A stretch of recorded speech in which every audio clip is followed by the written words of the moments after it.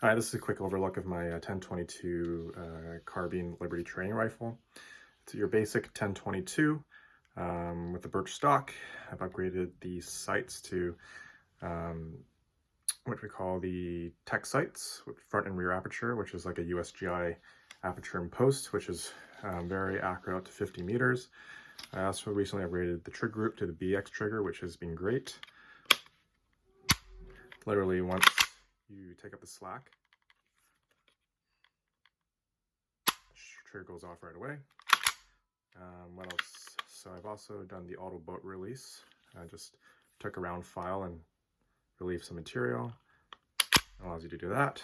I took some fine grit sandpaper and just sanded the inside of the receiver to remove any of this kind of paint overspray that they can get inside the receiver during the manufacturing process.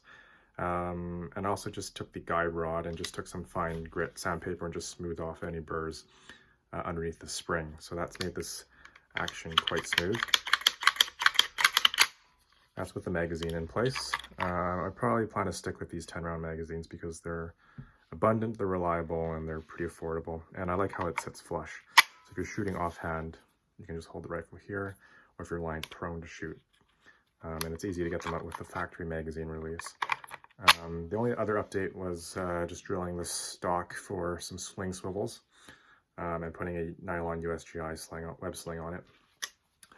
I purposely put the front sling stud on the front, so that way I can actually utilize the sling as a shooting aid. I know some people or some companies put a sling stud here, but the barrel band itself is already affecting accuracy. So if you put the sling here and pull down, it's going to further affect your accuracy. Ideally, I'd probably just remove this, but I do like the look of the carbine, so I just keep it there.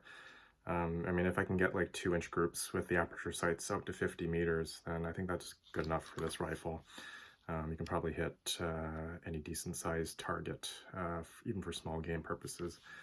With the barrel band, I guess I can probably play with the tension on this, but I just left it there snug so it doesn't fall off on its own, but as light as can, at the lightest setting it before it starts to really clamp down on this barrel and stock.